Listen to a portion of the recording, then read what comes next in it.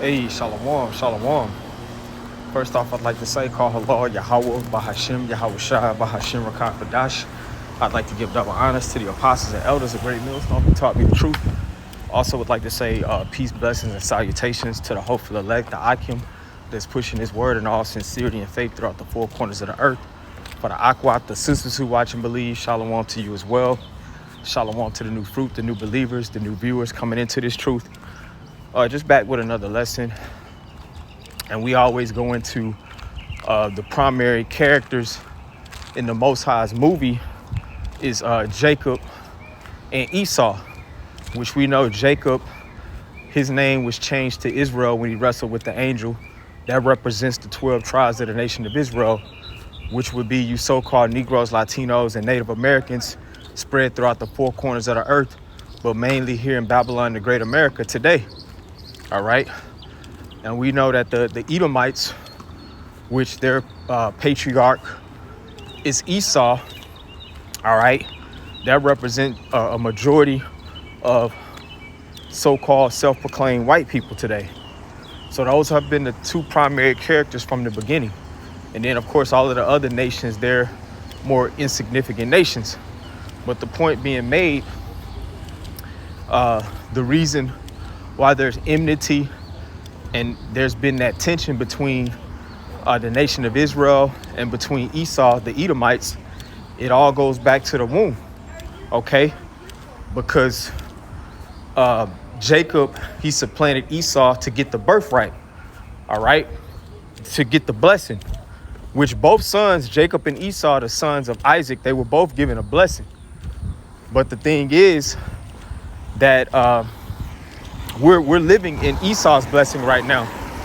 And we're coming to an end of his blessing in the beginning of the kingdom of heaven that followeth after it. Like it says in 2nd Esdras, the 6th chapter, Esau is the end of the world and Jacob is the beginning of it that followeth. So it's beautiful we coming into that time. And I just want to kind of go into those blessings just to add perspective and how things is playing out even today.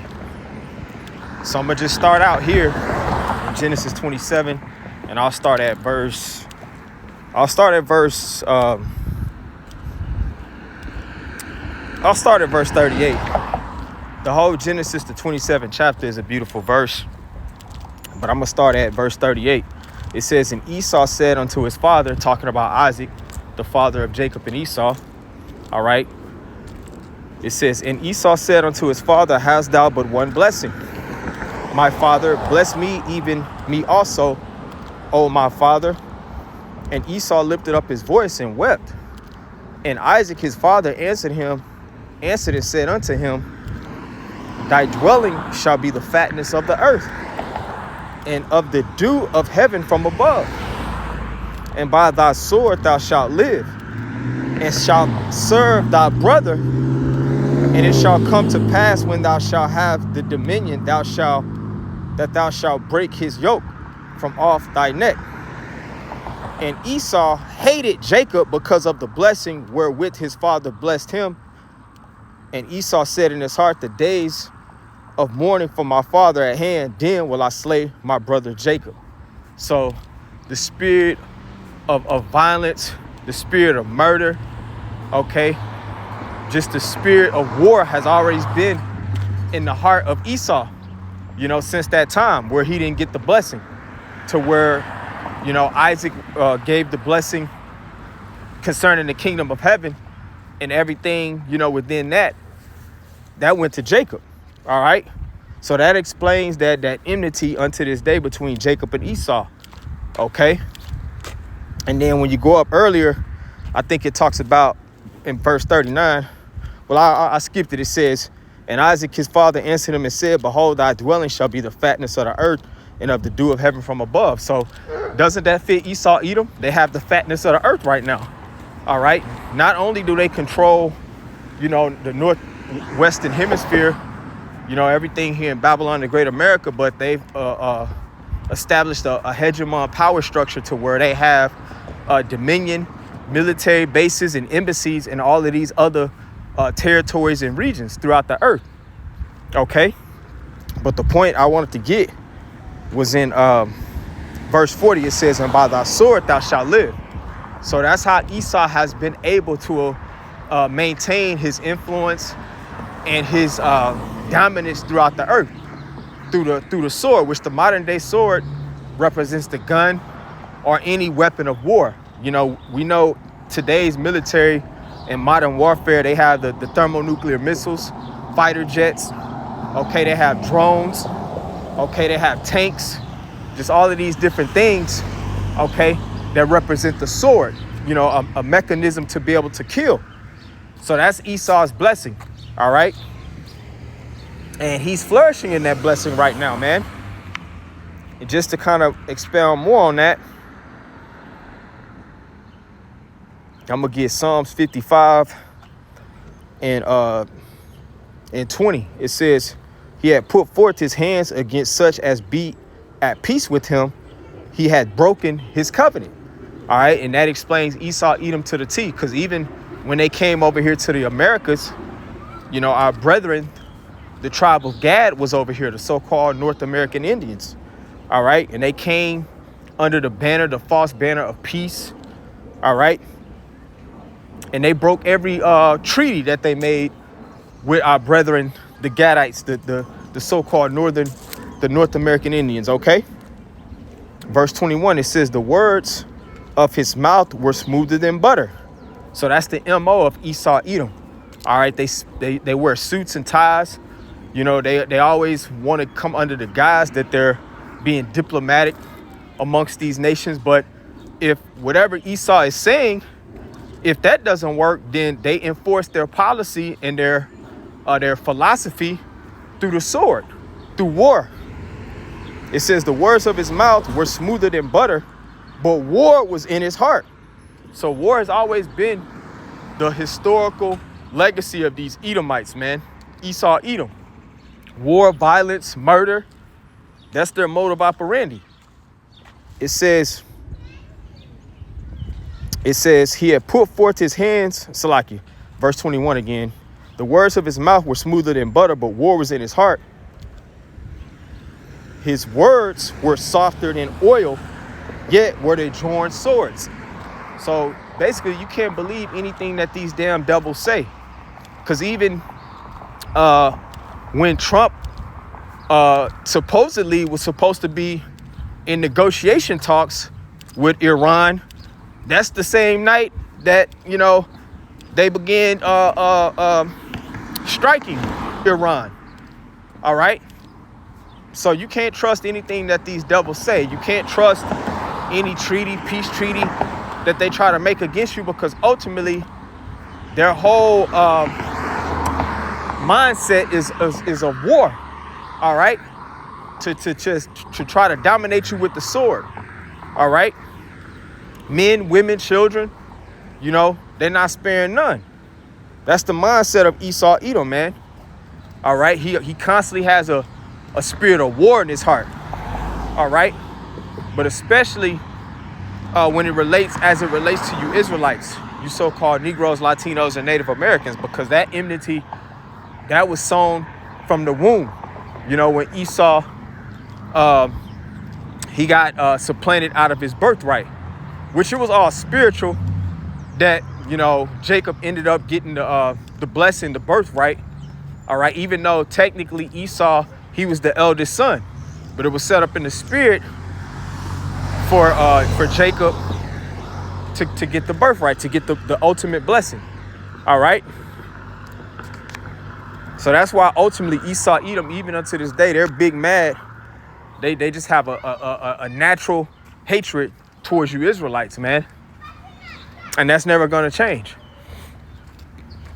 But this is in Micah, the 2nd chapter. And it says to men in power in the title. It says woe. And we know that woe is an old Quaker English word that means destruction. It says woe to them that devise iniquity. And who's always devising iniquity, man? Esau, Edom. Matter of fact, it's a scripture in Job that talks about they always devise an iniquity. So Esau is always trying to devise up schemes and plans, man. All right. To basically get in a higher position over you. If you got natural resources in whatever land that you are in, he's trying to devise iniquity to have control over your natural resources. And usually the way to really enforce his agenda is through war, through the sword. But I think Job, the 5th chapter, if I'm not mistaken.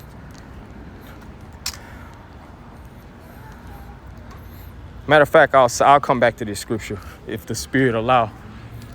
But back in Micah 2:1, it says, "Woe to them that devise iniquity and work evil upon their beds." So Esau, Edom, they're always working evil upon their beds. And your beds represent your rest, okay? So these elites I'm talking to specifically, that those small group of people, of men who control things behind the scene of the nation of Esau, they're always working evil, man. The scriptures talk about in Proverbs, they can't sleep except they cause some to fall. I'm loosely paraphrasing that scripture. All right. It says, when the morning is light, they practice it because it is in the power of their hand. And right now, the control of the earth, they've been given dominion. The Most High set up the basis of men to rule at this appointed time, like it says in Daniel, the 4th chapter. All right. It says, and they covet fields. Here's the point in verse 2. And they covet fields and take them by violence. So that's how they end up with an occupation in all of these different territories and regions, okay? Through the sword. And then it could get to a point where they can set up embargoes or whatever the case may be. But it's through violence that they end up occupying land that's not theirs, and then being able to pillage the natural resources of that land. It says, and they covet fields and take them by violence, and houses and take them away. So they oppress a man in his house, even a man in his heritage. So that's the point being made right there, man. And that's why right now, Esau, Edom, they're, like the scripture says, the weak is saying that they're strong because the other nations now have, and I'm mainly talking about Iran, which we know that Iran is backed by the Russians. They have nuclear capability now, okay? So now the weaker nations are saying they're strong, and everybody's standing up to the bully because Esau, Edom, he's just had a historical track record of just spoiling these different nations through means of violence, okay? And always having a damn occupation in other people's land. So we're coming to a time where that's almost up. And they highly misevaluated the situation in Iran. And it's going to be to their downfall, man. Okay? It's like they didn't stepped into a hornet's nest going over there into Iran. Okay? But I'll go ahead and get this real quick. Job chapter 5. And I'll get right to the point in verse 12. It says, he disappointed the devices of the crafty so that their hands cannot perform their enterprise. And that's the Most High ultimately, man, because Esau, Edom, the reason that they're ruling, that they're in power, because the Most High set them up to rule for an appointed time, and that time is almost up. Just like he raised up Pharaoh in ancient Egypt to rule for a certain time before he delivered the children of Israel out of Egypt during the Exodus, and when he parted the Red Sea and drowned the Egyptian army. All right. It says, he taketh the wise in their own craftiness, and the counsel of the fraud is carried headlong. I'll read it in the NLT, Job 5:13 in the NLT.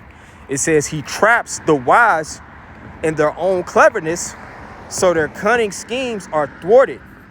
And that's what we're seeing happening right now. Esau, Edom, they've been led into a trap. All right. So that war, which we are in a war, contrary to popular belief, contrary to what the mainstream media tries to spin, we're pretty much in World War III. Now, we're not in the, what's the word? Like in the apex stage of it, to where, thermonuclear missiles is getting fired all over the place. But everything, the tensions is building up. All right. And ultimately, Esau, Edom, the Lord is leading them into a trap. okay? And it's gonna get to a point where American allies are gonna isolate themselves from America, all right? And then ultimately, the judgment for Babylon the Great America is thermonuclear destruction, okay? So right now, Esau, Edom, they've been able to rule and run around the world exalted up in pride, all right? Because they're living on and through their blessing right now, the fatness of the earth, and how they maintain their blessing is by the sword. So the Lord, you know, is about to bring these damn devils down. In the fullness of their sufficiency, they're going to be in straits. And jokingly, you know, pun intended, you know, they can't control the Strait of Hormuz being shut down, which the Iranians say if America basically tries to threaten them in any type of way, they can shut it down for as long as they deem positive, as long as they deem necessary, all right? Which is just going to cause hyperinflation throughout the global economy. And it's also going to put America into a position where it could be potentially bankrupt, because the American military budget is over like $2 billion something odd dollars per day the longer that this war goes on. All right. So everything's coming to a head, and even his blessing is no longer having the same strength that it used to, you know. So even Esau's blessing is diminishing, man, and we're seeing that Jacob's blessing is now being established in the earth, man, through the teaching, through the word going out, through the prophets being raised up. So with all being said, I just want to say a few words, man. You know, it all just goes back to Jacob and Esau, and that enmity is because he's big mad because Esau's big mad because Jacob got the blessing. All right. And right now we're living in Esau's blessing. His blessing is almost up. So Lord willing, this edified, I want to give all praises to Yahweh, Bahashim, Yahweh Shah, Bahashim Rakak Wadash. Double honors to the apostles and elders of Great Millstone. Shalom, peace and blessings to the elect.